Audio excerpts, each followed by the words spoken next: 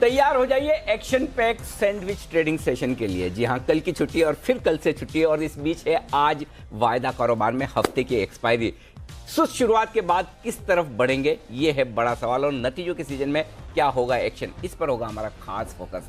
Share बाजार live में आप सबका स्वागत है। नमस्कार, मैं हूं अनिल सिंघवी और मैं हूं रजत देवगन। मल्टीपल ट्रिगर्स जैसे आपने बताया मार्केट के पास है आज, तो एक्शन पैक दिन तो रहने वाला है। रिलायंस इंडस्ट्रीज बाजार बंद होने के बाद नतीजे पेश करेगी, उसको तो क्लोजली ट्रैक करेंगे और दिन भर का एक्शन भी देखेंगे उसमें। लेकिन जो बड़े ट्रिगर्स है, लोकसभा चुनाव के दूसरे चरण की वोटिंग है आज, तो ये कहीं ना कहीं ट्रिगर बहुत इंपॉर्टेंट है मार्केट के लिए। इसके अलावा जैसे मैंने बात की, रिलायंस इंडस्ट्रीज के नतीजे आएंगे, क्लोजली ट्रैक होगा। पहले बता देंगे आपको प्रीव्यू कि रिलायंस इंडस्ट्रीज नतीजे कैसे देने वाली है, लेकिन इंपॉर्टेंट है बड़ी बड़ी अनाउंसमेंट्स जो घोषणाएं मुकेश अंबानी करेंगे, इंपैक्ट डालेगा पूरे ही ऑयल एंड गैस सेक्टर पे, और अब तो कहीं ना कहीं टेलीकॉम इंडस्ट्री पे भी इसका असर देखने को मिलता है, तो वो भी कहीं ना कहीं क्लोजली ट्रैक कर रहे हैं। इसके अलावा निफ्टी और निफ्टी बैंक की वीकली एक्सपायरी है। जी बिजनेस का पोल आपके सामने रखेंगे, किन लेवल्स को क्लोजली ट्रैक कर रहे हैं ब्रोकर्स आज। और जैसे मैंने कहा कि खबरें बैक टू बैक देखने को मिली थी, एक दिन की छुट्टी तो थी, लेकिन किसी भी हालत में अगर आप देखें तो काउंटर स्पेसिफिक न्यूज फ्लो तो बहुत स्ट्रांग देखने को मिला था। जेट एयरवेज, इंडिगो, ये तमाम कंपनियां कहीं ना कहीं फोकस में रहने वाली हैं। और इसके अलावा जो नतीजे आए हैं उसमें विप्रो, माइंट्री, ये कुछ ऐसी कंपनियां हैं जो आज बाजार में हो रही हैं क्लोजली ट्रैक। विप्रो के नतीजे अनुमान से खराब, लेकिन बायबैक का ऐलान कर दिया कंपनी। बिल्कुल, और ये बड़ा ट्रिगर रहेगा आज विप्रो के लिए भी। तो भरपूर एक्शन है आज, और एक्सपायरी का एक्शन तो सेकंड हाफ में बनने वाला है ही। लेकिन इंटरनेशनल मार्केट ज्यादा डोमिनेट करेंगी या फिर घरेलू बाजार के संकेत, जैसे मैंने कहा काउंटर स्पेसिफिक अप्रोच बहुत स्ट्रांग है ट्रेडर्स की। ग्लोबल मार्केट्स कोई खास खराब नहीं है। अमेरिका 2 दिनों में सुस्ती के साथ बंद हुआ, नेट देखें तो 2 दिनों के ट्रेडिंग सेशन में 65 पॉइंट ऊपर ही बंद हुआ है। एशिया थोड़ा सा कमजोर है, ठीक है, कोई खास बड़ी दिक्कत नहीं। अमेरिका में एक चिंता थी, वहां पर हेल्थ केयर इंडेक्स से जुड़ी जो कंपनी 3% तो क्रैक पड़ गया वहां पर, और तमाम स्टॉक्स जो मैं देख रहा था 4% से 8% का गोता लगाया। लेकिन मुझे लगता है कि भारतीय बाजार अपनी चाल पर, अपने दम पर ज्यादा ट्रेड कर रहे हैं। और आप एक चीज और देखिए रजत, परसों हमने लाइफ टाइम हाई बनाया है। निफ्टी, बैंक निफ्टी और सेंसेक्स तीनों ने क्लोजिंग जो दी अब तक के हाईएस्ट लेवल पर क्लोजिंग दी। और वो कब दी है? जब ग्लोबल मार्केट्स में सुस्ती है। वो तब दी है जब रुपया 3 दिन से कमजोर हो रहा है। वो तब दी है जब क्रूड 71-72 की रेंज में है। इसका मतलब क्या है? इसका मतलब ये कि इस वक्त भारतीय बाजार दुनिया भर के संकेतों को नजरअंदाज कर रहे हैं, और नजरअंदाज करने की 2 ही वजह हो सकती है। एक तो हमारे यहाँ के अपने ट्रिगर, जिसमें चुनाव सबसे अहम है, और आज दूसरे चरण की वोटिंग भी है। तो वोटिंग परसेंटेज किस तरह से रहता है, और उसके बाद लोग क्या अंदाजा लगाते हैं कि सेकंड जो फेज है उसके रुझान किस तरह के बन सकते हैं। तो ये सारी चीज़ें हैं जो बाजार के लिए सबसे अहमियत वाली है। कुल मिलाकर एक संकेत सबसे अहम है, और वो है फ्लोज। पैसा जबरदस्त बाजार में आ रहा है, तो इसलिए ग्लोबल संकेत हम इग्नोर नहीं करेंगे, लेकिन ग्लोबल संकेत ऐसे नहीं है जो पूरा मूड बिगाड़ दे। तो फिर शुरुआत यहीं से कर लेते हैं कि क्या ग्लोबल क्यूज हैं, और FISDS की जो अब बात कर रहे हैं वो कैसा इस समय ट्रेंड बता रहे हैं, तो किस तरीके के संकेत कर रहे हैं। ग्लोबल क्या माने, न्यूट्रल आज? ग्लोबल संकेत न्यूट्रल साइड पर रखेंगे, पॉजिटिव भी नहीं, नेगेटिव भी नहीं। और FIs के संकेत पॉजिटिव हैं, घरेलू फंड्स के संकेत न्यूट्रल साइड पर है। वायदा कारोबार के संकेत देखिए जरा, यहाँ एक बदलाव हुआ है, न्यूट्रल से कॉशियस साइड पर आए हैं। अच्छा, हाँ, ये मैं आगे विस्तार से आपको समझाऊंगा, ठीक है। सेंटिमेंट पॉजिटिव है, ट्रेंड पॉजिटिव है, इसमें कोई डाउट नहीं। तो ये है आज के संकेत। अब आज की कमेंट्री, 11,800 आज के लिए निर्णायक लेवल है, जिससे हम थोड़ा सा 10, 12, 15 पॉइंट नीचे बंद हुए हैं। और 30,500 निर्णायक लेवल है बैंक निफ्टी के लिए, जिससे हम थोड़ा सा ऊपर बंद हुए हैं। तो ये 2 निर्णायक लेवल आप आज नोट कर लीजिए, यहाँ पर आपको नजर रखनी है निर्णायक लेवल के लिए आज से। आज मैंने निफ्टी की रेंज नहीं दी है रजत, क्योंकि आपके साथ शो करने का मौका कहाँ मिलता है सुबह सुबह।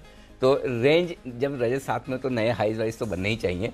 लेकिन हाँ, आज एक इंटरेस्टिंग चीज़ निकाली, और वो है निफ्टी के लिए स्ट्रॉन्ग सपोर्ट जोन, और उसका कारण भी मैं बताता हूँ। 2 चीज़ें।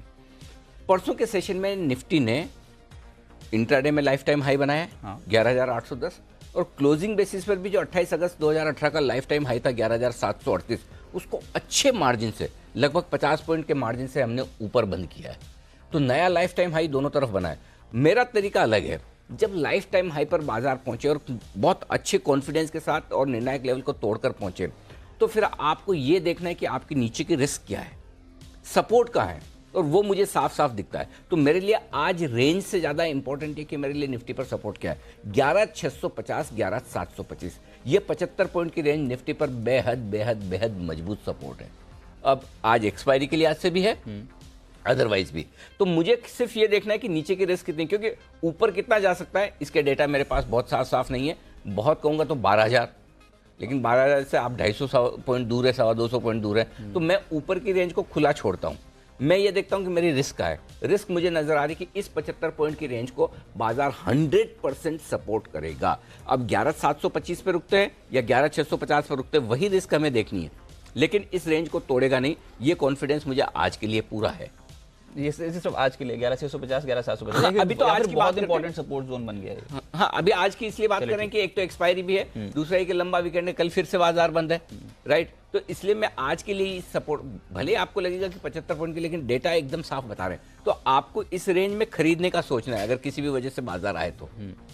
क्लियर है? ठीक है। ऊपर कहां बेचना है वो हम थोड़ी देर में आगे बताएंगे। अब आइए बैंक निफ्टी। बैंक निफ्टी में मेरे पास रेंज है 30,430 650, ये बैंक निफ्टी की छोटी ट्रेडिंग रेंज है, ठीक है। और मीडियम रेंज 30,250 से लेकर 30,850 की निकल कर आती है। 30,650 के पार निकलेंगे तो 150-200 पॉइंट की तेजी की जगह बन जाएगी 30,650 के पार।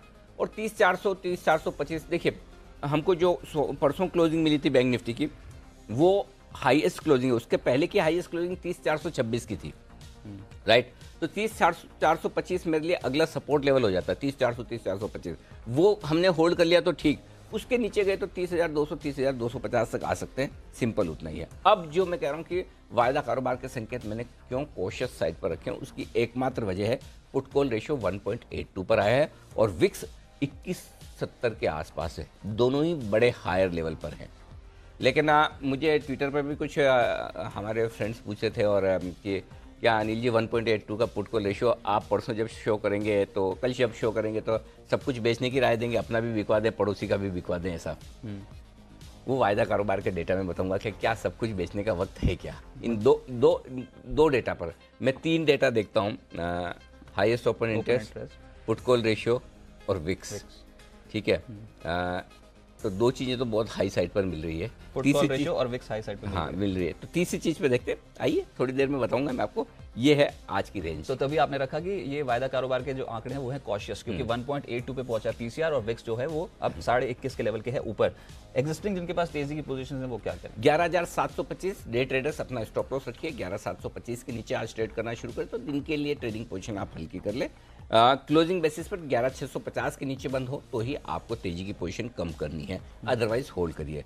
बैंक निफ्टी पर 30,400 आपका स्टॉप लॉस है, वो इसलिए क्योंकि आपको परसों बहुत बढ़िया तेजी मिली और आप उन गेंस को गंवाना नहीं चाहेंगे। तो ऐसे में बेहतर है कि 30,400 30,425 का स्टॉप लॉस रखें। अगर डेट पोजीशन आप बना रहे हैं तो आपके लिए 125 पॉइंट की रिस्क हो गई यहाँ से, और यहाँ पर स्टॉप लॉस रख लीजिए। क्लोजिंग बेसिस पर जब तक 30,100 के नीचे अब बंद हो तब तक आपको तेजी की पोजीशन कम नहीं करनी है। अब आप कहेंगे वहाँ से दूर हैं, 400 पॉइंट ऊपर हैं, लेकिन है तो है बढ़ते भी। अगर आप एक दिन में 400 पॉइंट, तो स्टॉप लॉस थोड़ी है एक दिन में ऐसे शिफ्ट हो जाएंगे। आज तो वीकली एक्सपायरी है और ना, आज वीकली एक्सपायरी 30,400 का लगाते हैं एक स्टॉप लॉस, पहला 30,400 का पहला स्टॉप लॉस है डे ट्रेडर्स के लिए। और आपको क्लोजिंग बेसिस पर बैंक निफ्टी में लॉन्ग पोजीशन होल्ड करनी है तो 30,100 का स्टॉप लॉस। ठीक है। तो आज के लिए अगर खेलना है तो 30,400 का स्टॉप लॉस, और निफ्टी नहीं, आज के लिए खरीदना नहीं, ये पुरानी जिनके लिए, आज के खरीदने वाली तो अब आएगी, जिनकी पुरानी पोजीशंस पड़ी हैं। और निफ्टी इंट्राडे के लिए 11,725 का ये एक इंपॉर्टेंट सपोर्ट जोन है, तो इसी को लगाइए एक स्टॉप लॉस एग्जिस्टिंग लॉन्ग्स जिनके पास हैं। अच्छा, जिनके पास मंदी की पोजीशन वो क्या करें? वैसे होनी तो वो नहीं तो होनी नहीं चाहिए। वो इसलिए नहीं होनी चाहिए रजत की, मंदी की पोजीशन के लिए 11,700 का स्टॉप लॉस दिया था हमने परसों, और 11,700 के ऊपर दोनों ही। अच्छा, उस दिन मैंने मुझे लग ही रहा था कि ये मामला गड़बड़ होगा, बाजार ऊपर तेजी से भागने को तैयार है, इसलिए मैंने डिम्पी को बोला भी था कि मैं एक ही स्टॉप लॉस दे रहा हूँ, क्लोजिंग भी इंट्राडे भी, ताकि आप क्लोजिंग तक नुकसान का वेट न करें। तो 11,700 हमने इंट्राडे और क्लोजिंग दोनों स्टॉप लॉस दिया था, 11,700 के पार वो स्टॉप लॉस ट्रिगर हो चुका है। बैंक निफ्टी का स्टॉप लॉस तो उससे पहले ही ट्रिगर हो चुका है। बैंक निफ्टी में तो हमने परसों ही बोल दिया था कि मतलब सोमवार को ही बोल दिया था कि किसी को शॉर्ट होना ही नहीं है, अगर शॉर्ट है तो आप अपनी मर्जी से, हमारे बोलने पर नहीं। तो बैंक निफ्टी में आप शॉर्ट होने ही नहीं चाहिए, तो क्लियर है। हाँ, निफ्टी और बैंक निफ्टी दोनों में शॉर्ट पोजीशन के स्टॉप लॉसेस अगर आपके थे तो वो ट्रिगर हो चुका। और अगर नई पोजीशन बनानी हो तो ये कैसे बनाएं? सारे आंकड़े जोड़ के, ग्लोबल क्यूज जोड़ के और results heavy action pack day में, आज के सत्र में एक्सपायरी है, तो कैसे दो बनाएं? तरीके हैं। एक तरीका तो ये कि जहां खुले वहीं खरीदिए और 11,725 का स्टॉप लॉस लगा लीजिए, जितना नीचे खुले उतना बेहतर। मुझे डाउट है कि नीचे खुलेंगे, मुझे भरोसा ये कि ऊपर खुलेंगे आप। हालांकि मैं चाहता हूं कि नीचे खुले, क्योंकि ऊपर खुलेंगे तो एक बार प्रॉफिट बुकिंग आने के पूरे आसार हैं, लेकिन अगर नीचे खुलेंगे तो बहुत बेहतर होगा। अगर खुल जाए तो बहुत बेहतर, 11,725 का स्टॉप लॉस होगा। दूसरा तरीका है कि गलती से नीचे खुल जाए तो जितना 11,725 के नज़दीक खरीद पाए उतना बेहतर है, तब आपका स्टॉप लॉस 11,650 बनेगा। लेकिन फिलहाल मैं मानकर चल रहा हूँ हम नीचे नहीं खुलेंगे, इसलिए मेरे लिए 11,725 स्टॉप लॉस है। 11,810 जो लाइफ टाइम हाई है, हो सकता है हम उसके आसपास उसके वहीं पर खुलते हुए नजर आए। 11,850 11,900 दो टारगेट के लिए आपको निफ्टी में करनी है तेजी। शॉर्ट करना चाहिए क्या? हाँ, एक चांस लेना चाहिए। अगर तेज खुल जाए तो हाँ, मजबूत खुले और एक बार ऊपर भागे जोर से, एक चांस तो बनता है लेना, क्योंकि थोड़ा ओवरबॉट है मार्केट, एक करेक्शन बनता है। मैं ये नहीं कह रहा कि बहुत गिर जाएगा ये, और जिन लोगों को मंदी करना आता है, छोटे मुनाफे के लिए ट्रेड करना आता है, उन्हीं के लिए है, लेकिन करना चाहिए, कोशिश करनी चाहिए शॉर्ट करने की। वो होगी 11,850 11,875 की रेंज में आपको निफ्टी बेचना चाहिए। 11,900 का स्टॉप लॉस होगा, छोटा मुनाफा 11,800 तक के लिए काफ़ी है, या ज़्यादा से ज़्यादा 11,775 उतना। बेचें तब जब 11,850 से 11,875 की हाँ, रेंज नीचे में नहीं बेचना है। और 11,900 का लगाइए स्टॉप लॉस तब, और 11,800 तक के टारगेट्स फिर से देखने को मिलेंगे। और यू नेवर नो, ये चांस मिल सकता है, क्योंकि हो सकता है रिलायंस आपको एक बार खुलते ही लाइफ टाइम हाई बनाए और फिर आप दिन भर स्ट्रगल करते रहें उस हाई को क्रॉस करने के लिए। रिलायंस के ऊपर तो खबरें बहुत ज़्यादा हैं। अभी देखिए, आगे मैं बताता हूँ स्टॉक ऑफ द डे में आज। अच्छा, पहले ही बता दिया तो। बिल्कुल। चलिए, अब बैंक निफ्टी। बैंक निफ्टी में दो तरीका है रजत। एक तो ये कि आप 30,400 का स्टॉप लॉस लगाकर जहाँ खुले वहाँ खरीदिए, लेकिन मैं ये चाहता हूँ कि नीचे में मौका लेना चाहिए। 30,350 30,425 ये 75 पॉइंट की रेंज अच्छी है जहाँ पर बैंक निफ्टी में आपको खरीदारी करनी चाहिए। 30,225 का स्टॉप लॉस होगा, 30,500 और 30,650 जो लाइफ टाइम हाई है उस तक के टारगेट के लिए। अच्छा, बैंक निफ्टी शॉर्ट करना चाहिए क्या? एक चांस ले सकते हैं बैंक निफ्टी शॉर्ट करने का, और वो होगा लाइफ टाइम हाई के आसपास 30,650 के आसपास। 50 पॉइंट की रिस्क ले लीजिए, स्टॉप लॉस ट्रिगर हो जाए तो खो जाने दीजिए। 30,700 के आसपास स्टॉप लॉस लगा लीजिए। 30,550 30,450 के टारगेट के लिए बैंक निफ्टी को शॉर्ट करना चाहिए, शॉर्ट भी करना चाहिए ऊपर में। थोड़ा ना हिम्मत नहीं पड़ रही वैसे, जैसे आप शॉर्ट की बात कर रहे हो तो लाइफ हाई लेवल्स पे, मैं आपको इसमें मैं आपको बहुत कॉन्फिडेंस से बोल रहा हूँ कि हाँ करना चाहिए और स्टॉप लॉस के साथ करना है। देखिए, आप अगर आपने मन में ये बना लिया कि मैं 30,650 पे शॉर्ट कर रहा हूँ और मेरे 50 पॉइंट लगेंगे, मेरा स्टॉप लॉस ट्रिगर होगा, तो हिम्मत आ जाएगी। अगर आपने मन ये बना लिया कि मेरा 50 पॉइंट का नुकसान है, तब तो हिम्मत आ जाएगी, क्योंकि आप सामने देखिए 50 पॉइंट के नुकसान के सामने आपको 150-200 पॉइंट मिल सकते हैं, तो वो चांस छोड़ना नहीं चाहिए। और दूसरी बात ये है कि आज ये हो सकता है बैंक निफ्टी थोड़ा अंडर परफॉर्म करने की कोशिश करे, ठंडा रहने की कोशिश करे। आज फोकस निफ्टी पर रहेगा, न कि बैंक निफ्टी पर, ये ध्यान रखिएगा। आज की लीडरशिप बैंक निफ्टी की तरफ से, निफ्टी की तरफ से आएगी। हाँ, ठीक है। हाँ। अच्छा, तो ये पीसीआर आपने ऑलरेडी बता दिया 1.82 ओवर, थोड़ा स्ट्रेच्ड है, और साथ साथ विक्स जो है वो 21.69 के लेवल पे है। एक मैं डेटा और बता दूं कि ये जो एंट्री हुई है एफएनओ बैन में, उसमें वोडा आइडिया है, और जो एग्जिट हुआ है वो है वोखार्ड। अभी 4 ऑलरेडी बैन में है, जिसमें IDBI, jet, Reliance power, DHFL, ये कुछ स्टॉक्स हैं जो इनफैक्ट पीसी ज्वेलर ये भी कहीं ना कहीं बैन में, चार स्टॉक बैन में, बिल्कुल। और एक इनफैक्ट अब भी बताइए, जो वायदा कारोबार के जो आंकड़े बता रहे हैं वो क्या कह रहे हैं यहाँ पर? एक सबसे पहले तो ये एफआईज और डीआईएस का इन्फ्लो, और उसके बाद फिर वायदा कारोबार का। जी, तो 1,038 करोड़ की कैश मार्केट में खरीदारी हुई एफआईज की तरफ से, वो बढ़िया खरीदारी का आंकड़ा है। घरेलू फंड की तरफ से सिर्फ 37 करोड़ की खरीदारी हुई है, तो वो न्यूट्रल साइड पे मैंने रखा है। 741 करोड़ के इंडेक्स फ्यूचर्स खरीदने हैं एफआईज ने, तो इंडेक्स में भी खरीदारी है, स्टॉक्स में भी है। सामने 370 करोड़ के आसपास के स्टॉक फ्यूचर्स बेचे, तो नेट स्टॉक्स में अगर आप देखें तो 700 करोड़ के आसपास की खरीदारी है। नेट इंडेक्स में 700 करोड़ से ज़्यादा की खरीदारी, तो आंकड़े एफआईज के बेहद दमदार है, पॉजिटिव है, स्ट्रॉन्ग है, और घरेलू फंड के न्यूट्रल साइड पर है। ऑप्शन 1537 करोड़ के खरीदें, कोई दिक्कत की बात नहीं, वहाँ पर दोनों तरफ की पोजीशन बनी है हेजिंग के लिहाज से, लेकिन ओवरऑल एफआईज के आंकड़े बेहद दमदार, इसमें कोई डाउट। तो एफआईएस के आंकड़े दमदार, ये तो लगातार बने ही हुए हैं। एफआईएस का इन्फ्लो भारतीय बाजारों में देखने को मिल रहा है, और ऑप्शंस और फ्यूचर्स के जरिए भी यहाँ पर जो आंकड़े हैं वो कहीं ना कहीं पॉजिटिव सेटअप का ही इशारा दे रहे हैं। तो कोई भी डिप यूज होगी यहाँ पर खरीदारी करने के लिए ही। लेकिन सबसे बड़ी बात, अब ये जो वायदा कारोबार के आंकड़े, आज है वीकली एक्सपायरी, तो सबसे पहले ये बताइए सर, निफ्टी का ऑप्शंस डेटा क्या बताता है? इसी के आधार पर बोल रहे हैं आप 11,725 का एक बहुत इंपॉर्टेंट सपोर्ट जोन रहेगा, लेकिन कुछ रेजिस्टेंस लेवल निकल रहा है क्या?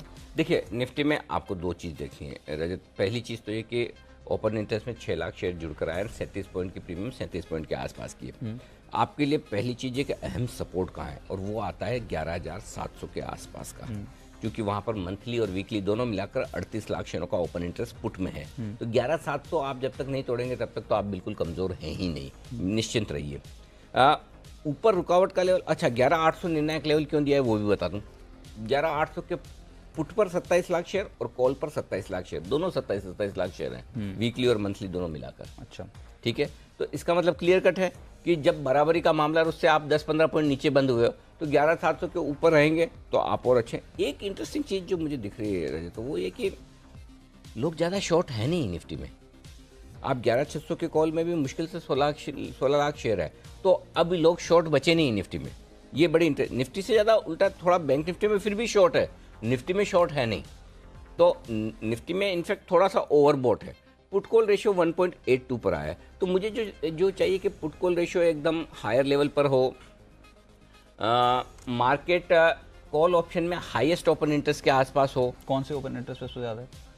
वीकली में 12 मंथली में 12,000 है और वीकली में 11,900 है। 11,900 तक फिर थोड़ा सा और, इसीलिए थोड़ा सा और ऊपर आ जाए। इसीलिए तो अगर यही 11,800 का ऑप्शन पे हाईएस्ट ओपन इंटरेस्ट होता कॉल में, तो मैं आपको ये कह देता कि सब कुछ बेचिए। तो अब आपको क्या करना है? अब आपको 11,875 11,900 के आसपास का इंतजार करना है। वहाँ आप पहुँचेंगे तो विक्स आपका थोड़ा और बढ़ जाएगा, 22.5-23 के आसपास विक्स आ गया, 11,875 11,900 निफ्टी आ गया, हाईएस्ट ओपन इंटरेस्ट आपका 11,900 है। वहाँ पर सब कुछ बेचिए और इंतजार कीजिए 75-100 पॉइंट के करेक्शन का। ये वहाँ होगा, अभी नहीं है। लेकिन इसका मतलब क्या है?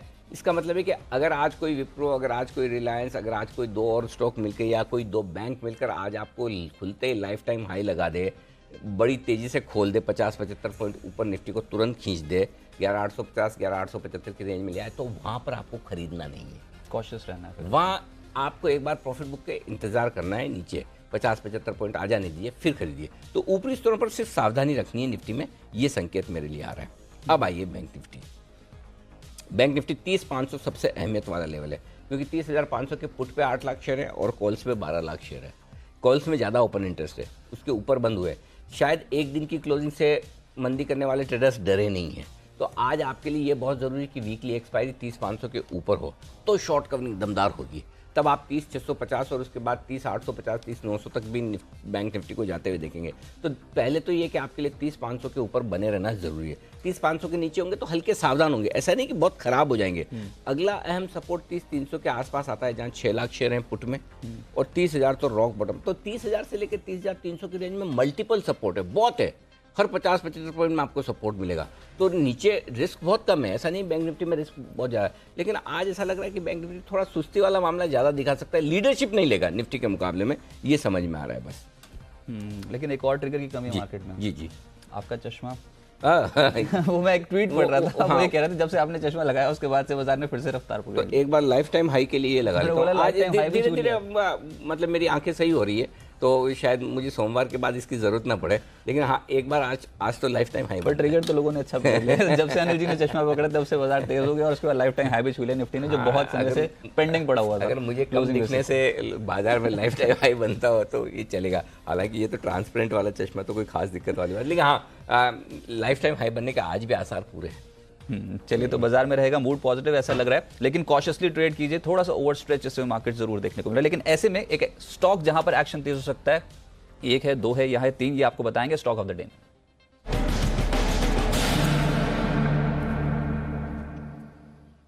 सर बताइए, पहला स्टॉक जो रडार पर। पहला स्टॉक आप रिजल्ट एनालिसिस के तौर पर स्टॉक ऑफ द डे आपने बिल्कुल भेजा पहले, हाँ, स्टॉक ऑफ द तो डे। ये स्टॉक ऑफ द डे भी समझ लें, चाहे से आप एडिटर स्टेक के तौर पर समझ लें जेट एयरवेज। बच सकती थी क्या जेट एयरवेज? ये सवाल तो मेरा भी था। इनफैक्ट किसी भी तरीके से बंद होने से बच सकती थी। क्या कर रहे हैं बैंक? नहीं, अभी भी बच सकती है। अच्छा, हाँ, ऐसा नहीं कि और जिस तरह से मुझे लग रहा है किसी न किसी तरह से बचाया जाएगा इसको।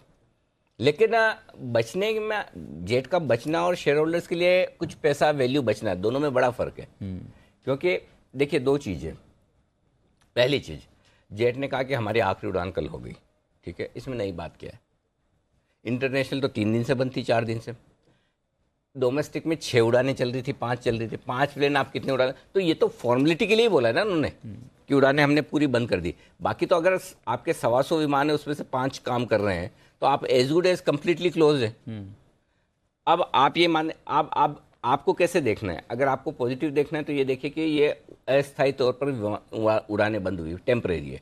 और दूसरा नेगेटिव देखना है तो आप ये कहिए कि जब तक वापस शुरू ना हो तब तक परमानेंट बंद है, ठीक है ना। अब वापस शुरू कब होगी? जेट से तो नहीं होगा। अब ये एक चीज़ क्लियर हो चुकी है, जेट का जो एग्जिस्टिंग मैनेजमेंट है वो नहीं उड़ाएगा। अब अगर इसको उड़ाएगा तो कोई न कोई बाहर वाला आकर ही उड़ाएगा। अब बाहर वाले के आने में, एयरलाइंस को फिर से शुरू करने में और ऑन एयर करने में उड़ानों को कितना वक्त लगता है, कितना पैसा लगता है? पैसे से ज़्यादा वक्त है। अब पैसा तो है ही है, पैसा तो समस्या जेट की है ही है, लेकिन अब है ना मामला पैसे से वक्त की तरफ चला गया है। रजत, अगर 2 महीने लग जाए तो जेट खत्म है। फिर ये 200-250 रुपये का भाव बिल्कुल गलत है, हो ही नहीं सकता। क्या हफ्ते भर में हो सकता है? क्या 3 दिन, 5 दिन, 7 दिन, 10 दिन में कोई ऐसा इन्वेस्टर आ सकता है, कोई ऐसी एयरलाइंस आ सकती है, कोई इतिहाद आ सकती है, कोई टाटा आ सकता है जो कहे कि हम चला रहे हैं, हमें तुरंत दे दीजिए? तो मुझे जो लगता है वो ये कि अगर कोई एग्जिस्टिंग एयरलाइंस जो हिंदुस्तान में ऑपरेशन रखती, चाहे वो स्पाइस जेट हो, इंडिगो हो, विस्तारा हो, अगर वो आए, क्योंकि उनके लिए जेट के जो पार्किंग स्लॉट्स हैं, जेट का जो इंफ्रास्ट्रक्चर है अलग अलग एयरपोर्ट्स पे, वो अगर उन्हें मिल जाता है तो उनके लिए वैल्यू एडिशन भी है, वो अपने एग्जिस्टिंग ऑपरेशन के साथ सिनर्जी भी कर पाएंगे। अदरवाइज अब जेट एयरवेज में फिर आपके पास बचा क्या ब्रांड्स के अलावा? खाली जेट की ब्रांड है। अब जेट की ब्रांड है तो ब्रांड तो फिर आज इंडिगो की भी है, स्पाइस जेट की भी है, विस्तारा की भी है, कम होगी ज़्यादा होगी, फ़र्क इतना है। तो मुझे लगता है कि अगले एक हफ्ते के अंदर अंदर अगर जेट में नया इन्वेस्टर आकर वो पैसा डालने को तैयार हो जाए, लेने को तैयार हो जाए, तब तो ठीक, नहीं तो फिर इसके लिए बड़ा मुश्किल होगा। लेकिन ठीक है, हमारे यहाँ क्लाइमैक्स पर ही पूरा एक्शन होता है और जेट का हम पिछले 3 दिन से ये बात करें कि जेट अपने क्लाइमैक्स की तरफ बढ़ रहा है और ये क्लाइमैक्स अब हो चुका है। लेकिन हाँ, स्टॉक पर असर नेगेटिव पड़ेगा ही, क्योंकि होना ये था कि कंप्लीट होल्ड आए उसके पहले इन्वेस्टर आ जाना चाहिए था, लेकिन हुआ ये कि कंप्लीट होल्ड पहले हुआ एयरलाइंस का, इन्वेस्टर बाद में आए। तो हो सकता है आज सीधे 10% के लोअर सर्किट पर 800 करोड़ नहीं दिए गए, 400 करोड़ नहीं दिए गए। इनफैक्ट इमरजेंसी फंडिंग बार बार सुन रहे थे, वो भी फैसला नहीं लिया जा रहा किसी भी। और गलत नहीं है। देखिए मैं आपको सिंपल चीज़ पूछूं रजत, अगर आप SBI चेयरमैन हैं, ठीक है, आपको कहा जाए कि भाई जेट के लिए इमरजेंसी फंडिंग कर दीजिए, भाई मेरे तो पहले से इतने 1000 करोड़ अटके पड़े हैं, अगर मैं 1000-1500 करोड़ और दे दूं और उसके बाद पता चले 1000-1500 करोड़ भी एयरलाइंस फूंक दे 15 दिन में, 1 महीने में, और वो भी खत्म, और तब तक अगर कोई इन्वेस्टर ना आए, फिर बंद हो जाए, तो कल को रिटायर होने के बाद SBI चेयरमैन क्या जवाब देंगे कि आपने क्यों 1500 करोड़ और डूबे? जो डूब रहे थे वो तो डूब ही रहे थे। फिर हम बैंकों से सवाल पूछना शुरू कर देंगे। तो हर आदमी सेफ रहना चाहता है भाई, गलत क्या है? तो जब तक उन्हें ये भरोसा नहीं मिलेगा कि हाँ अगर आप फंडिंग दे रहे हैं और उसके बाद भी जेट नहीं चला तो चल जाएगा, तो कोई दिक्कत नहीं। ये एयर इंडिया तो है नहीं कि 40-50 हज़ार करोड़ के लॉस के बावजूद कोई सवाल पूछ नहीं सकता। ये तो जेट एयरवेज है।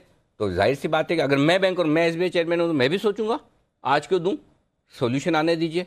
तो शायद बैंकर अपनी जगह सही सोच रहे हैं कि जितना डूबा उतना ठीक, उससे ज़्यादा क्यों? क्योंकि पुराने वाले पे तो आप कह सकते हैं कि जेट का बिजनेस डिसीजन गलत था। नया पैसा अगर बैंकर देता है उसके बाद भी जेट रिवाइव नहीं होती तो आप सवाल क्या पूछेंगे? आपका डिसीजन बहुत गलत था, जब आपको पता था एयरलाइंस डूब रही थी तो आपने पैसा क्यों? हर तरह के लोग हैं ना हिंदुस्तान में, आपका इंटेंशन सही है जेट को बचाने का, लेकिन जवाब कौन देगा? तो जेट पे हो गया आज नेगेटिव, और हो सकता है कि स्पाइस और इंडिगो फिर से जो पिछले एक हफ्ते से चल रहा है वही एक ट्रेंड जो है वो चलेंगे, उनके लिए फायदे की वो चलेंगे। तो जेट का मैं कैश के लेवल दे रहा हूँ 245 के स्टॉप लॉस के साथ आपको बिकवाली करनी चाहिए। 220, 215 के नीचे गया ना ये स्टॉक, भगवान ही मालिक है फिर इसका।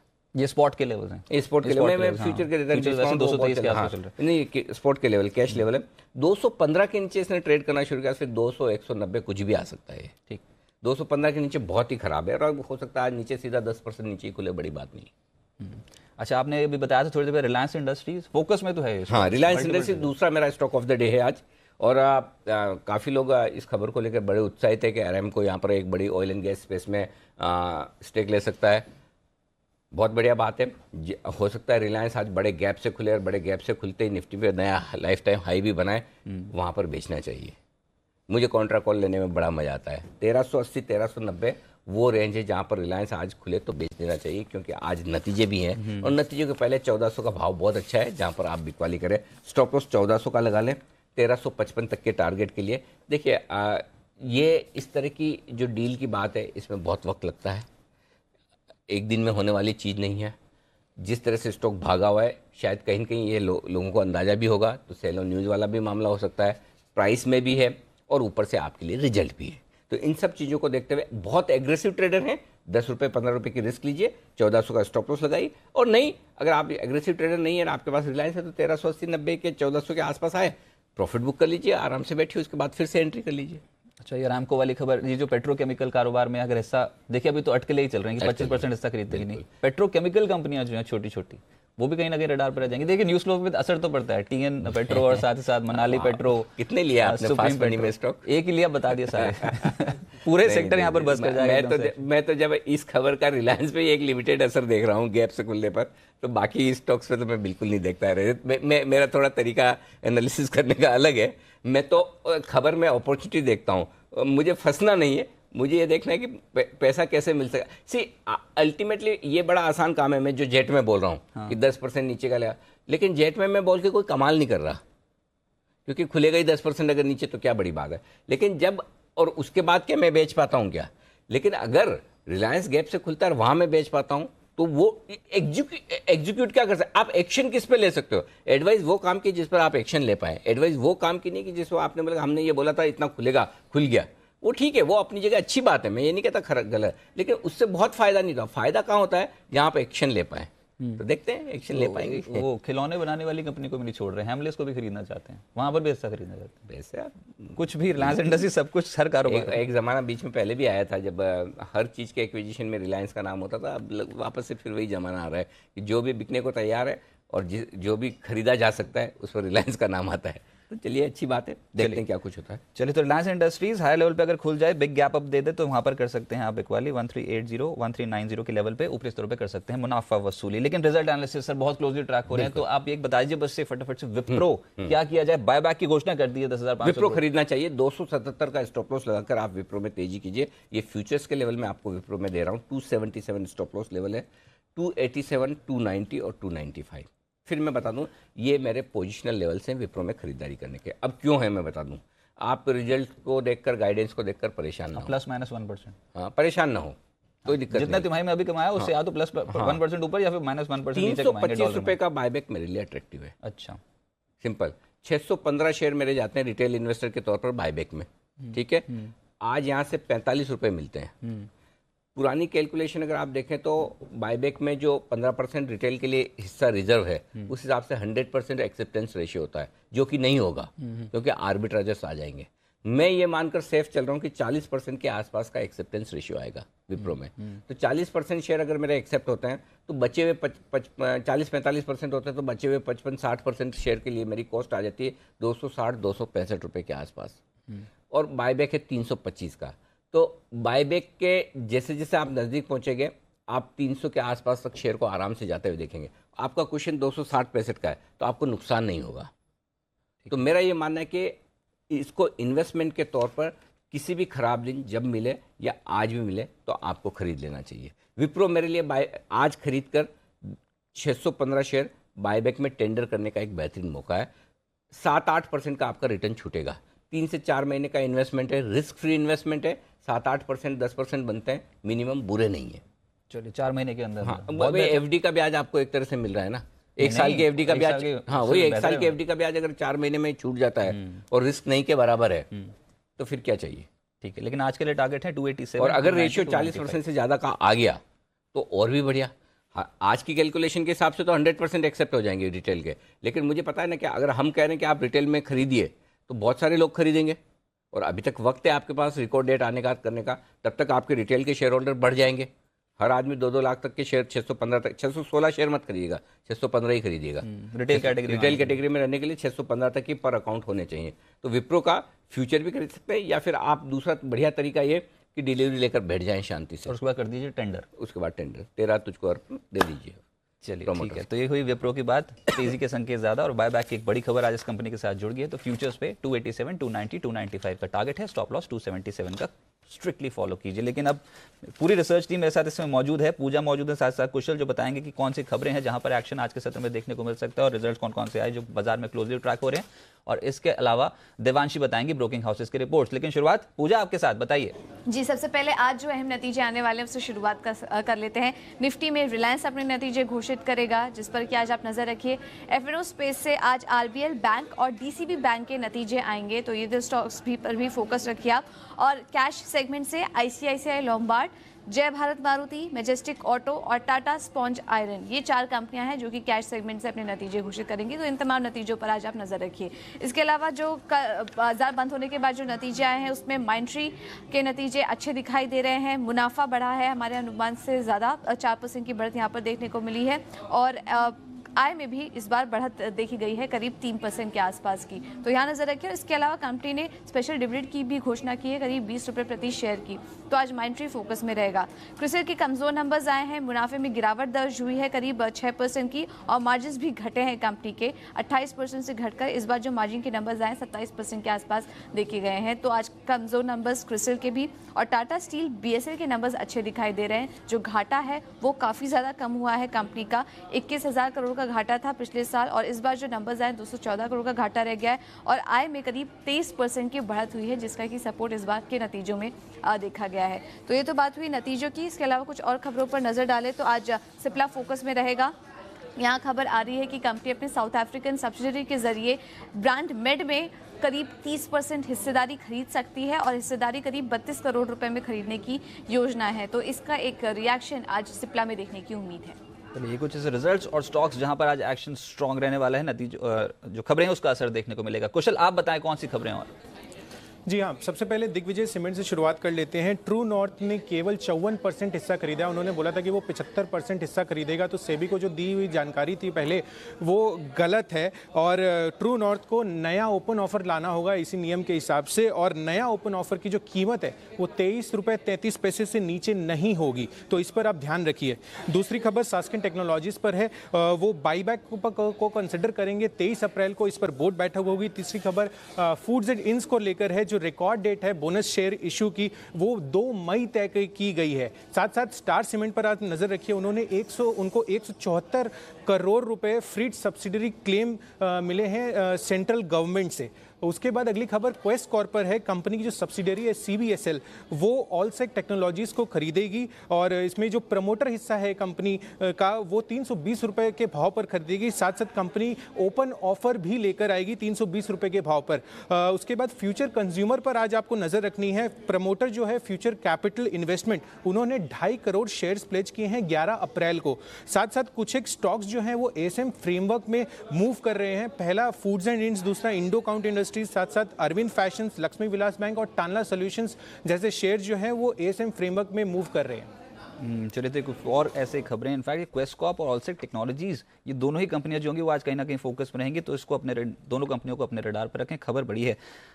देवांशी, आपके पास आता हूँ। आपकी स्ट्राइक रेट से थोड़ा कम आज स्ट्राइक रेट है, क्या हो गया ऐसा ब्रोकिंग हाउसेस रिपोर्ट्स काफी कम आई है आज, सब छुट्टी के मूड में है सिर्फ। लेकिन रिलायंस इंडस्ट्रीज के ऊपर तो आई होंगी। रिलायंस इंडस्ट्रीज इतनी बड़ी खबर है, जहाँ पे आप अभी डिस्कशंस कर रहे थे कि जहाँ पे भी एक्विजिशंस की बात है रिलायंस इंडस्ट्रीज है, तो यहीं से शुरुआत कर रहे थे। मॉर्गन स्टैनली, सबसे पहले ये मान के चलते हैं कि जो यहाँ पे सऊदी अमारको की यहाँ पे जो खबर आती हुई दिख रही है वो काफ़ी पॉजिटिव है और बुल केस में उनके जो लक्ष्य वो 1626 तक के हैं, वो ये मान के चल रहे हैं। रिफाइनिंग और पेटकेम कारोबार में अगर यहाँ पे कोई भी हिस्सा कंपनी बेचती है और डीलिवरेजिंग करती है तो ये काफ़ी फायदेमंद हो सकता है। छोटी अवधि में ये स्ट्रैटेजी काफ़ी पॉजिटिव हो सकती है और साथ ही जो उनका ऋण है वो करीब 50 से 70% तक यहाँ पे कम होता हुआ दिख सकता है और साथ ही 20 to 30 बिलियन डॉलर की यहाँ पे ये जो डील है एसेट मोनेटाइजेशन की होने की संभावना ज़रूर है। साथ ही HSBC की भी रिलायंस इंडस्ट्रीज़ पर पॉजिटिव रिपोर्ट है, जहाँ पे 1500 तक के लक्ष्य हैं, खरीदारी की राय है। वो भी यही मान के चल रहे हैं कि अगर ये डील हो जाती है तो छोटी अवधि में ये रिलायंस इंडस्ट्रीज़ के लिए डी लेवरेजिंग के वाइज थोड़ा सा पॉजिटिव है। आज विप्रो पे भी बहुत सारे ब्रोकिंग हाउसेस की रिपोर्ट है, जहाँ पे देखिए सबसे ज़्यादा जो लक्ष्य वो डॉइश बैंक है, होल्ड की रेटिंग है और 270 तक के टारगेट्स वो दे रहे हैं और सबसे कम अगर आप देखें UBS की बिकवाली की राय 214 तक के लक्ष्य दे रहे हैं। कहीं ना कहीं सारे ब्रोकिंग हाउसेस बहुत ज़्यादा खुश नहीं है नतीजों से। सब ब्रोकिंग हाउसेस मानते हैं कि आय थोड़ी सी बढ़ते यहाँ पे कम आती हुई दिखी है। गाइडेंस यहाँ से अनुमान से थोड़ा सा कम आया है और साथ ही जो एबिट है वो थोड़ा अनुमान से बेहतर आते हुए दिखे हैं। ये पॉजिटिव सरप्राइज था एबिट के लेके और साथ ही गाइडेंस काफ़ी नरम है। BFSI सेगमेंट थोड़ा सा अच्छा परफॉर्म करता हुआ दिखा है, लेकिन बाकी सारे जो सेगमेंट है हेल्थ केयर, टेलीकॉम, मैन्युफैक्चरिंग ये सारे नरम रहे थे, लेकिन बायबैक से थोड़ा सा सपोर्ट जरूर मिल सकता है। साथ ही आज माइंडट्री पर फिलिप कैपिटल रिपोर्ट है, जहाँ पे न्यूट्रल रेटिंग है और उन्होंने 30 रुपये से अपना लक्ष्य घटाकर 900 तक के लक्ष्य दे रहे हैं। ये मान के चल रहे हैं कि यहाँ पे फंडामेंटल्स बेहद मजबूत है, लेकिन यहाँ पे जो LNT के साथ माइंडट्री के जो इश्यूज चल रहे हैं बायबैक को लेके और टेक ओवर्स को लेके, इसी के चलते वो यहाँ पे खरीदारी की राय नहीं दे रहे हैं। साथ ही आज IT पर इंटरेस्टिंग रिपोर्ट CLSA की है, जहाँ पे वो ये मानते हैं कि भारतीय IT सेक्टर में लगातार 12वें महीने पे यहाँ पे भर्ती बढ़ी है और जो जॉब्स हैं सालाना 38% तक बढ़ी है और TCS में ग्रोथ यहाँ पे अभी भी दिखी है। मैनेजमेंट काफ़ी कॉन्फिडेंट है, लेकिन इन्फोसिस में कहीं ना कहीं US मार्केट को लेके चिंताएं हैं और इसी की वजह से बहुत ज़्यादा ग्रोथ का अनुमान नहीं है। और आखिर में डॉक्टर रेड्डीज़ का नोमरा की रिपोर्ट है, जहाँ पे खरीदारी की राय 3414 तक के लक्ष्य वो दे रहे हैं और मान रहे हैं कि यहाँ पे बचुपली प्लांट को जो EIR मिला है वो बहुत ज़्यादा पॉजिटिव है, इसी के चलते वो यहाँ पे पॉजिटिव है। चलिए, तो मोटी मोटी बात है कि डॉक्टर रेड्डीज़ पे नोमरा की रिपोर्ट ठीक है। अगर IT में देखना है तो TCS को देखा जा सकता है और HSBC और मॉर्गन स्टैनली, रिलायंस इंडस्ट्रीज, यहाँ पर रिपोर्ट जो है वो बहुत इंटरेस्टिंग है, अच्छी यानी कि बेहतर रिपोर्ट कही जा सकती है रिलायंस इंडस्ट्रीज। शुक्रिया देवांशी, शुक्रिया पूजा और कुशल मेरे साथ जुड़ने के लिए, खबरें बताने के लिए और रिसर्च हाउसेस की रिपोर्ट बताने के लिए। अब करते हैं मेहमानों का स्वागत। राकेश बंसल जी मेरे साथ मौजूद हैं, कुणाल सरोगी मेरे साथ मौजूद हैं दिल्ली स्टूडियो से, साथ ही साथ विकास सेठी और राजेश पलविया बताएंगे आपको एक एक पिक, यानी कि आज की pick of the day.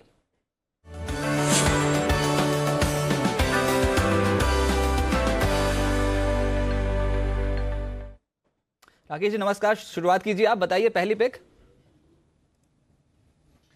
Good morning Rajat, good morning Anil ji. मेरा एकमात्र पिक HDFC रहेगा। इंडेक्स हैवी वेट है, ऊपरी स्तरों से करेक्शन देखने को मिली थी, अब नीचे में 2000 के स्तर एक अच्छा बेस लगते हैं। 2000 के स्टॉप लॉस के साथ HDFC को खरीदने की राय है 2100 के टारगेट के लिए। चलिए, HDFC लिमिटेड स्टॉक को रखिए अपने रडार पर। 2100 तक का टारगेट है और 2000 का लगाना होगा एक स्टॉप लॉस। राकेश बंसल के आज पिक ऑफ द डे में शामिल है ये। कुणाल जी नमस्कार, बताइए सर आपके रडार पर कौन सा शेयर है?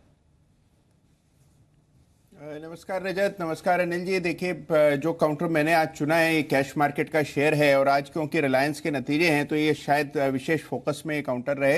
ये स्टॉक है जय कॉर्प, जिसमें कि हमने पिछले कुछ दिनों में एक बेस बनते हुए दिखा है और कल आप देखें जो पिछले दिन की ट्रेडिंग थी उसमें हमने इसमें निचले स्तरों से बहुत अच्छी रिकवरी देखी है। मुझे लगता है कि आज जय कॉर्प में एक्शन बना दिखेगा और हो सकता है कि एक बार के लिए 135, 140 के स्तर भी आपको जय कॉर्प में देखने को मिले। तो मेरी राय में जय कॉर्प को बाय करना चाहिए। 121 रुपए पर स्टॉप लॉस रखें, बाय करने की राय है जय कॉर्प। चलिए, जय कॉर्प खरीदें, इसे 121 का लगाइए एक स्टॉप लॉस। पिछली क्लोजिंग 126.70 की थी, 121 का एक स्टॉप लॉस लगाना है। लेकिन अगर तेजी पकड़ी तो पहला टारगेट रहेगा 135, दूसरा टारगेट रहेगा 140। आउट परफॉर्म कर सकता है यानी तेजी पकड़ सकता है। कुणाल सरोगी की पिक ऑफ द डे आज जय कॉर्प है। विकास जी नमस्कार, सर आपकी बारी, बताइए कौन सा शेयर है सर रडार पर? गुड मॉर्निंग अनिल जी, गुड मॉर्निंग रजत। बिल्कुल जो स्टॉक की मैं बात करूंगा वो आज स्टॉक फोकस में रहने वाला है। मैं थोड़ी देर पहले अनिल जी को सुन रहा था, स्टॉक ऑफ द डे में उन्होंने उस स्टॉक के बारे में बात करी, रिलायंस इंडस्ट्रीज। मुझे लगता है ये स्टॉक, जैसे अनिल जी बता रहे थे उस बात से भी मैं सहमत हूं कि अगर ये 4-5% ऊपर खुलता है तब खरीदारी नहीं करनी चाहिए, फिर इंतजार करना चाहिए। थोड़ी बहुत profit booking during the day अगर आती है इन एंटिसिपेशन की भाई रिजल्ट्स की जो अनसर्टेनिटी है उसको लेके लोग जिन्होंने कल परसों पोजीशन बनाई है उनकी प्रॉफिट बुकिंग आती है, बट वो लेवल पे मुझे खरीदारी करनी है रिलायंस इंडस्ट्रीज में। मुझे लगता है जो न्यूज फ्लो आ रहे हैं और जो आज बाजार बंद होने के बाद नतीजे आएंगे, मुझे लगता है बाजार एक म्यूटेड ग्रोथ की एक्सपेक्टेशन कर रहा है। प्रॉफिट्स में एक बहुत ही लिमिटेड ग्रोथ की उम्मीद कर रहा है बाजार मान रहा है कि जो रिफाइनिंग मार्जिन है वहां पे काफी प्रेशर रहेगा। बट मुझे लगता है रिटेल है, टेलीकॉम है, तो इन सब से वो मेकअप होना चाहिए और मैं रिजल्ट्स को लेके काफी बुलिश हूं। मुझे लगता है ये स्टॉक अगर आज ड्यूरिंग द डे ऊपर के लेवल से अगर गिरावट के बाद अवेलेबल रहता है तो वहां पे बिल्कुल खरीदारी करनी चाहिए। और इस स्टॉक को अगर आपको याद हो, मैंने कई आपके जो स्पेशल शोज है उसमें इस स्टॉक को from a long term point of view 1100, 1150 के लेवल से रिकमेंड किया है। और मुझे लगता है मेरा जो टारगेट था इस कैलेंडर ईयर के लिए था 1600, 1650 का। मुझे लगता है आने वाले 1 से 2 महीने में we could see those levels. So मेरी रिलायंस पे कोई भी गिरावट में खरीदारी करने की सलाह रहेगी। चलिए, किसी भी गिरावट में रिलायंस इंडस्ट्रीज को पोर्टफोलियो में शामिल करें, बेहतरीन पिक, और हो सकता है यहां से बाजार को बिल्कुल आउट परफॉर्म कर जाए। आज नतीजे और साथ साथ न्यूज फ्लो बहुत स्ट्रांग है। अब देखते हैं कि अरामको की जो डील है क्या वो थ्रू होती है कि नहीं, लेकिन 25% पेट्रोकेम कारोबार में हिस्सा बिक्री की बात जो है वो रिलायंस इंडस्ट्रीज को हो सकता है कि आज के सत्र में ड्राइव करते हुए नजर। अभी कोई भी पुष्टि इस खबर की नहीं हुई है। राजेश जी बताइए, नमस्कार, आपके रडार पर कौन सा स्टॉक है आज? या गुड मॉर्निंग रजत जी। मेरे रडार पे स्टॉक है वो ग्रासिम है। ग्रासिम में देखें तो एक अच्छा कंसोलिडेशन के बाद ब्रेकआउट हुआ है और मुझे लगता है ये स्टॉक यहाँ से 915 तक के ऊपर के लक्ष्य हमें इसमें देखने को मिल सकते हैं। तो 883 के आसपास ट्रेड कर रहा है, इसको 872 के स्टॉप लॉस से बाय करना है और 900 और 915 के टारगेट के लिए। एक मिनट, या फ्यूचर्स के लेवल दे रहे हैं, स्पॉट के लेवल 900 और साथ ही साथ 915, ये 2 टारगेट होंगे। और स्टॉप लॉस क्या लगाना है सर? 872 का। 872 स्पॉट में आप लगा लीजिए 872 का एक स्टॉप लॉस, और पहला टारगेट जो है वो 900 का रहेगा ग्रासिम पे, दूसरा target 915। Pick of the day Rajesh Palviya ji की ओर से। ग्रासिम में जो है वो तेजी बढ़ सकती है, तो एक बार फटाफट से देख लें। ग्रासिम ये स्टॉक हो गया, इसके अलावा HDFC लिमिटेड हो गया जो राकेश जी की पिक है। HDFC लिमिटेड पे टारगेट 2100, स्टॉप लॉस 2000, और साथ साथ कुणाल जी जय कॉर्प पे आज के सत्र में तेजी समझ रहे हैं जिसमें 135 से 140 का टारगेट है और 121 का लगाना होगा एक स्टॉप लॉस। और रिलायंस इंडस्ट्रीज जहां पर आज के सत्र में न्यूज फ्लो बहुत स्ट्रांग है, ये है विकास सेठी जी के रडार पर। उनका कहना है कोई भी ही डिप इसमें पोजीशन जो वो ऐड करके चल सकते हैं। अच्छा विकास जी, जो रिलायंस इंडस्ट्रीज की आपने बात की, खबर यहाँ पर यह है कि पेट्रोकेम कारोबार में लगभग 25% हिस्सा बेचने के लिए अरामको के साथ बातचीत चल रही है। अभी मैनेजमेंट ने इसकी पुष्टि नहीं की है। अभी अनिल जी से मैं यही पूछ रहा था, उनका कहना था कि अगर तेज खुल गया 4-5% ऊपर तो उसका मुनाफा वसूली कर ली जाए, हो सकता है वहाँ से रिवर्स गियर में आ जाए। लेकिन जो छोटी पेट्रोकेम कंपनियां हैं जैसे कि supreme petro, Manali petro, Tamil Nadu petro, जब भी कोई ऐसी बड़ी कंपनी के ऊपर खबर आती है तो साथ साथ चल जाता है पूरा इस सेक्टर। पेट्रोकेमिकल स्टॉक्स पे आपकी राय? नहीं देखिए रजत, हो सकता है कि उन स्टॉक्स में थोड़ी बहुत बढ़त इस खबर के चलते आ सकती है, क्योंकि ऐसे बाजार में अटकलें हैं कि ये जो अगर डील होती है तो उसकी वैल्यूएशन करीबन जो रिफाइनिंग और पेट्रोकेम बिजनेस की रिलायंस की करीबन $60 बिलियन के करीब की आनी चाहिए। तो उस लिहाज से मुझे लगता है जो छोटे मोटे जो आपने नाम लिए पेट्रोकेम कंपनीज के, उनमें थोड़ा एक पॉजिटिव रिएक्शन देख सकता है, बट वो सिर्फ एक ट्रेडिंग अपॉर्चुनिटी रहेगी। अगर कोई लकी है और अगर मिल जाता है और फिर प्रॉफिट्स बुक कर सकते हैं तो फिर उनके लिए रहेगा। बाकी मुझे लगता है अगर इस न्यूज को प्ले करना है तो I would like to go with Reliance Industries. मुझे लगता है ये देर सवेर मटेरियलाइज होगी। आप शांति से इसको रडार पे रखें और कोई भी गिरावट पे खरीदारी करें। मुझे लगता है just wait for some time. मुझे लगता है महीने 2 महीने में we could see substantial upside in Reliance Industries. चलिए ठीक है, महीने 2 महीने के लिहाज से रिलायंस इंडस्ट्रीज बहुत अट्रैक्टिव लग रहा है। विकास जी फिर से आपके पास आ रहा हूँ, क्योंकि माइंड ट्री के जो नतीजे आए हैं, देखिए नतीजे तो देखने में ठीक ठाक लग रहे हैं, लेकिन ये जो स्पेशल डिविडेंड की अनाउंसमेंट की है 20 रुपये प्रति शेयर, कुछ कुशन मिलेगा? फिलिप्स कैपिटल ने तो लक्ष्य घटा दिया अपना, वो कह रहे हैं कि यहाँ पर 930 का उनका लक्ष्य था, उसको घटाकर 900 कर दिया गया है। लेकिन 20 रुपये का स्पेशल डिविडेंड की अनाउंसमेंट, और वो भी जब L&T ने ऑफर किया है, ओपन ऑफर लगा रखा है इस कंपनी में, ये ठीक है क्या? SBI रूल्स, सेबी रूल्स के मुताबिक है जो माइंड ट्री ने यहाँ पर स्पेशल डिविडेंड अनाउंस किया? देखिए वेदर सेबी रूल्स के मुताबिक है ये तो मैंने उस लिहाज से इस स्टॉक को या इस खबर को देखा नहीं है, बट डेफिनेटली एक वेलकम और पॉजिटिव न्यूज़ है। मुझे लगता है इसका एक पॉजिटिव रिएक्शन स्टॉक में दिखना चाहिए। वैसे भी हमने देखा स्टॉक भी, ये जो खबरें जो दोनों के बीच में लड़ाई चल रही है प्रोमोटर्स और L&T के बीच में, उसके बाद हमने देखा 940 तक के लोज से स्टॉक अच्छा खासा एक 970 तक के लेवल्स तक आ गया है। हालांकि अपसाइड लिमिटेड है, बट इस न्यूज़ को एक मुझे लगता है बाजार पॉजिटिवली देखना चाहिए और उस लिहाज से इस पे पोजीशंस रहनी चाहिए। लेकिन क्योंकि आज लोकसभा चुनाव के दूसरे चरण की वोटिंग आज है, और पिछली बार भी जब ये वोटिंग शुरू हुई थी तब जी बिजनेस ने एक मुहिम यहाँ पर शुरू की थी। इनफैक्ट एक हमारा स्पेशल सेगमेंट था जिसमें हम आपसे मंगवा रहे थे आपकी सेल्फी। जी हाँ, अगर आप वोट करते हैं तो अपनी सेल्फी खींचिए और उसको भेज दीजिए जी बिजनेस में, हम दिखाएंगे उसको टीवी स्क्रीन पे। वोट आप करेंगे और उसके बाद शेयर्स जो है वो बाजार के जानकार आपको देंगे। वोट के बदले शेयर, वोट कीजिए और साथ ही साथ शेयर लीजिए। दिन भर आप जी बिजनेस पे देख पाएंगे। तो अपनी सेल्फी वोट देने के बाद हमको भेजना ना भूलें, हम दिखाएंगे उसको टीवी स्क्रीन पे। बेसब्री से हमको इंतजार रहेगा आपकी सेल्फीज का। लेकिन कुछ स्टॉक्स जो आज फोकस में, उसी को मुद्दे को मैं आगे बढ़ाता हूं। विप्रो, राकेश जी बताएं अभी के सेटअप के हिसाब से क्या है सपोर्ट जोन और क्या है टारगेट्स विप्रो के, क्योंकि खबर तो बहुत बेहतर आ गई है, 10,500 करोड़ के बायबैक की घोषणा कर दी कंपनी ने। देखिए रजत, इसमें अगर आप रेजिस्टेंस देखें, सबसे इंपॉर्टेंट जो इसके ऑल टाइम हाइज हैं 290 के अराउंड के, वो एक रेजिस्टेंस है, और वहां से एक बड़ा सेल ऑफ हमने अभी परसों के ट्रेडिंग सेशन में देखा था। और टेक्निकली रजत यहाँ पर एक इमीडिएट सपोर्ट 277 पर आता है और उसके बाद एक बड़ा सपोर्ट 270 के जोन पर आता है। तो जिन्होंने रजत लिया हुआ है, तो मेरा ऐसा मानना है एक बड़ा स्टॉप लॉस 270 का एक क्लोजिंग बेसिस का स्टॉप लॉस लगा के होल्ड करना चाहिए। एग्रेसिव खरीदारी रजत यहाँ पर 290 के ऊपर निकले तभी करनी चाहिए। सिप्ला, ये बताएं कुणाल जी आप, यहाँ पर खबर ये है कि साउथ अफ्रीका की जो इनकी इकाई है वो लगभग 30% हिस्सा खरीद रही है ब्रांडमेड में। 322 करोड़ के आसपास हो सकता है कि ये डील होती हुई नजर आए। सिप्ला का स्ट्रक्चर क्या बता रहा है, क्या खरीदना चाहिए स्टॉक को? देखिए स्ट्रक्चर अच्छा है रजत। कुछ दिन पहले मैंने इस पर खरीदारी की राय दी थी, उसके बाद इसमें तेजी भी बनी थी। कल के कारोबार में हमने कुछ सुस्ती आते हुए देखी, लेकिन ओवरऑल स्ट्रक्चर अभी भी मजबूत है और मुझे लगता है कि सिप्ला इवेंचुअली आपको 590-600 के लेवल्स दिखाएगा। तो इन स्तरों पर मेरी खरीदारी की राय है, और मान लीजिए थोड़ी और कमजोरी भी देखने को मिले तो उसका इस्तेमाल भी खरीदारी के लिए करना चाहिए। 550 पर एक अहम सपोर्ट है, तो वहां पर एक स्टॉप लॉस रखे 550 के आसपास। ऊपर मुझे लगता है 580 पहला और 600 दूसरा टारगेट होगा। खरीदारी कराए। राजेश जी, सास्किन के ऊपर खबर ये आई है, सास्किन टेक्नोलॉजीज की ये शेयर बायबैक के ऊपर विचार करेंगे, जो इनकी बोर्ड बैठक है 23 अप्रैल को। क्या लग रहा है स्ट्रक्चर? वैसे भी जो मिड कैप आईटी है तो फोकस में रहने ही वाला है माइंड ट्री और साथ ही साथ विप्रो के नतीजों के बाद। देखिए सास्केन में अगर हम देखें तो एक कंसोलिडेशन रेंज से गुजर रहा है स्टॉक। मुझे लगता है स्टॉक में अगर कोई पॉजिटिव न्यूज़ आती है और 680 का ब्रेकआउट मिलता है तो फिर इसमें एक मुझे लगता है 740 तक का अपसाइड देखने को मिलेगा। तो जिस तरीके का स्ट्रक्चर है उसमें मुझे लगता है 680 तक के हायर साइड का रेजिस्टेंस है जो कि इंपॉर्टेंट रहेगा और वहाँ इसको रिव्यू करना चाहिए। अगर वो ब्रेकआउट मिल जाता है तो फिर मुझे लगता है इसमें एक बड़ी तेज़ी बनेगी जो कि 740 तक जाएगी लेके इसको। अभी अगर किसी को इस न्यूज़ के चलते या एक्सपेक्टेशन में बाय करना है स्टॉक को तो यहाँ से स्टॉप लॉस जो अडॉप्ट करना चाहिए वो 634 का स्टॉप लॉस होगा यहाँ से। सर ये विकास जी एक खबर क्वेस्कॉप और साथ साथ ऑलसेक टेक्नोलॉजीज के ऊपर है। अगर आप ट्रैक करते हो दोनों ही कंपनी की जो सब्सिडी है क्वेस्कॉप की सब्सिडी CBSL वो ऑलसेक में हिस्सा खरीदने की योजना बना रही है और उसके कंपनी यहाँ पर प्रमोटर का जो स्टेक है वो 320 रुपये पे खरीदने की बात कर रही है। इस न्यूज़ को अगर आपने एनालाइज किया हो तो ऑलसेक टेक्नोलॉजीज इस पे असर देखने को मिल सकता है कि आज तेजी के तौर पर चुने स्टॉक को।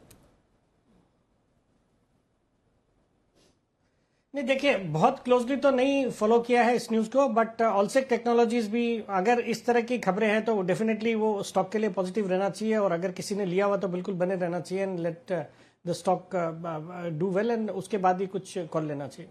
320 रुपये पे ओपन ऑफर लाने की बात है तो इसको आप ट्रैक कीजिएगा। आज ऑलसेक टेक्नोलॉजीज 301 की क्लोजिंग थी। आज जब बाजार शुरू होगा तो यहाँ पर नजर रखेंगे कि ऑलसेक टेक्नोलॉजीज का रिएक्शन क्या देखने को मिलता है। एक बार कुणाल जी टेक्निकल सेटअप बताइए सर, ऑलसेक टेक्नोलॉजीज का क्या लग रहा है 301 के लेवल पे खरीदा जा सकता है क्या स्टॉक?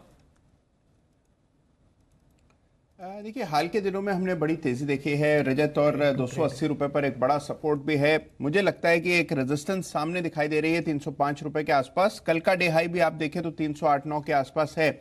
एक बार अगर कल का डे हाई निकल जाए तब इसमें खरीदारी करनी चाहिए। जिनके पास पोजीशन है उन्हें 280 का स्टॉप लॉस जरूर रखना चाहिए। 309 रुपए के ऊपर इसमें नई तेजी बनेगी और फिर हो सकता है 340 का लेवल भी देखने को मिले, लेकिन 280 का स्टॉप लॉस लगाना बेहद जरूरी है। 280 का स्टॉप लॉस लगा लीजिए और इनफैक्ट इंट्राडे ट्रेड के लिए इसको मत चुनिए। यहाँ पर T2T कैटेगरी का स्टॉक है ऑलसेक टेक्नोलॉजीज, तो ये इंट्राडे में अगर आप लेते हैं तो पोजीशंस को आप स्क्वायर ऑफ नहीं कर पाएंगे। तो ऑलसेक टेक्नोलॉजीज इंट्राडे के लिहाज से किसी भी तरीके से रिकमेंड नहीं किया जाएगा।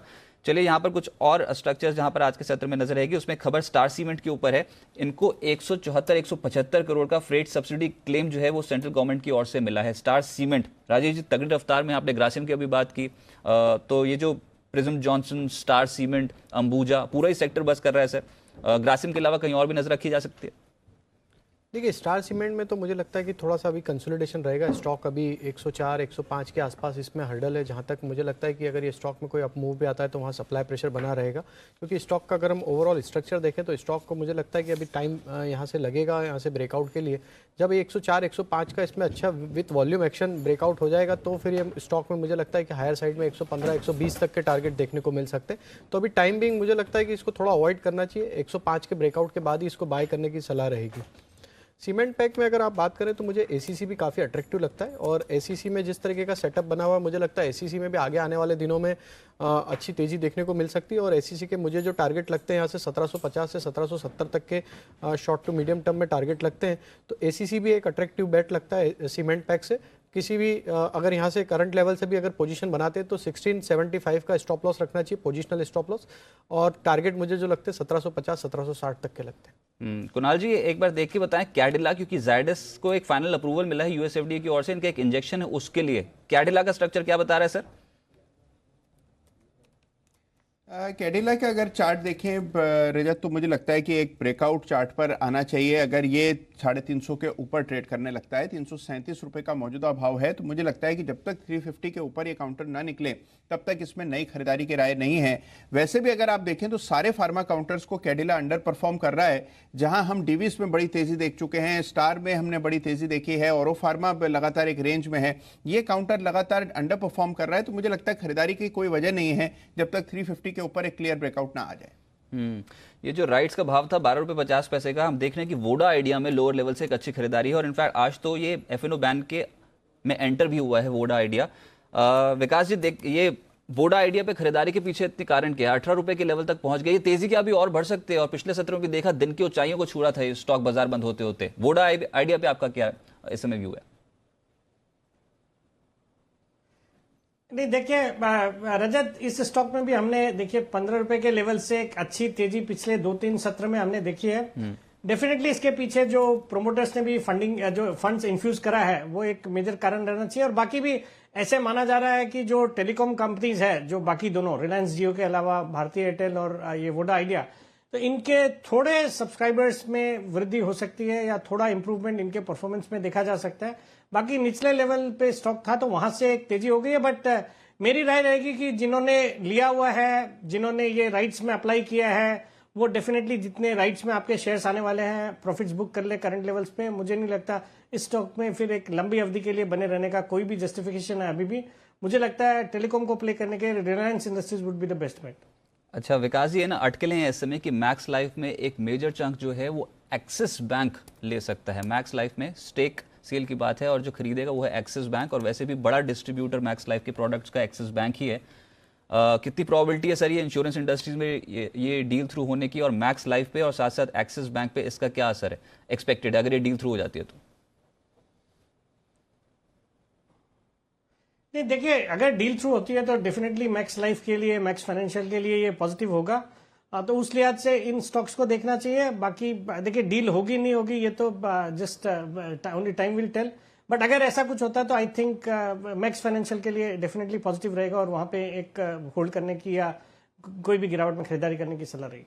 अच्छा कुणाल जी, आज है निफ्टी की और निफ्टी बैंक की वीकली एक्सपायरी। जो निफ्टी बैंक के कंपोनेंट्स जैसे कि आईसीआईसीआई बैंक, इंडसइंड, एक्सिस, यहां पर पिछले सत्र में लोअर लेवल से अच्छी खरीदारी हुई थी, तो तेजी बढ़ सकती है या फिर कॉशियस रही आज निफ्टी बैंक पे? आपकी सलाह क्या होगी?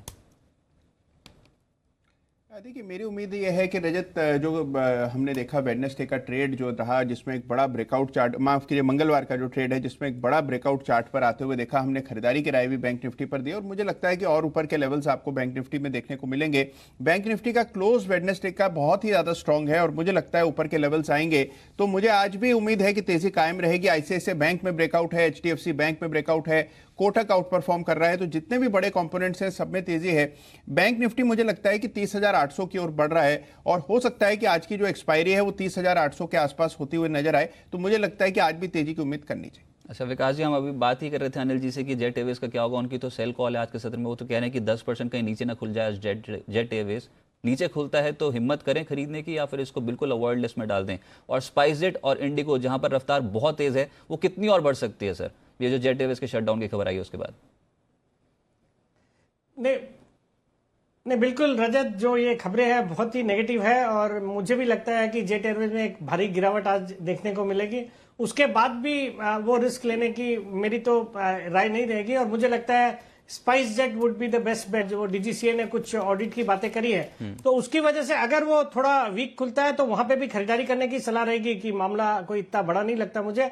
बट इसका जो फायदा है, आप अगर एएफएस चेक करेंगे तो आज बिटवीन बॉम्बे दिल्ली, बॉम्बे कलकत्ता 20-25 हजार रुपए की टिकटें आजकल मिल रही है, तो डेफिनेटली उसका फायदा स्पाइसजेट, इंडिगो इनमें देखने को मिलेगा। तो अभी भी हालांकि स्टॉक्स दोनों अपने निचले लेवल से काफी बढ़ चुके हैं, पिछले 4-5 दिनों में ही बहुत अच्छी तेजी हो गई है, बट स्टिल मुझे लगता है there is some steam left. तो मुझे लगता है स्पाइसजेट और इंडिगो दोनों में खरीदारी करने के मौके ढूंढे। अच्छा, पिछले सत्र में बाजार बंद होते तो एक स्टॉक एक्टिव हुआ था। राजेश जी, सवाल आपसे होगा, ओएनजीसी ये स्टॉक चला है पिछले सत्र में, तो ये रडार पर रहना चाहिए क्या आज के सत्र में? जी हाँ बिल्कुल। ओएनजीसी का अगर स्ट्रक्चर देखें तो इसने एक डाउन स्लोपिंग ट्रेंड लाइन का ब्रेकआउट दिया लास्ट सेशन में और जिस तरीके का उसमें सेटअप बन के आ रहा है, मुझे लगता है स्टॉक में और तेज़ी बनना चाहिए और स्टॉक यहाँ से हायर साइड पे मुझे लगता है कि 166-168 की तरफ बढ़ सकता है। लास्ट सेशन में देखें तो करीब 0.3% के आसपास इसमें ओपन इंटरेस्ट का एडिशन लॉन्ग साइड का देखने को मिला और स्टॉक ने जिस तरीके से कंसोलिडेशन के बाद ब्रेकआउट दिया, मुझे लगता है स्टॉक में तेज़ी बन सकती है। तो 158 के स्टॉप लॉस से बाय करना चाहिए, 166-168 मुझे लगता है इसमें टारगेट देखने को मिलेंगे। अच्छा राकेश जी, टाइटन के ऊपर आपके कमेंट सर। पिछले सत्र में ये भी तेज था, बाजार नई ऊंचाइयां छू रहा था, टाइटन में भी अच्छी खरीदारी देखने को मिल रही थी, तेजी पकड़ेगा ये स्टॉक आज के सत्र में या फिर अवॉइड किया जाए? नहीं रजत, बिल्कुल अवॉइड नहीं करना चाहिए। इनफैक्ट ये निफ्टी को नए हाइस पर और ऊपर ले जाने में कंट्रीब्यूट करेगा। स्टॉक ने काफी समय बाद एक पॉजिटिव क्रॉसओवर दिखाया था और टेक्निकली रजत मुझे लगता है यहाँ पर इमीडिएट टारगेट 1148-1150 के बैठते हैं। 1150 के ऊपर निकलेगा तब यहाँ पर और ऊपर के लेवल देखने को मिलेंगे। As of now stop loss 1102 पे लगाना चाहिए और ये सारे लेवल्स स्पॉट मार्केट के हैं। ओके, तो ये है आपके लिए टाइटन पर आया।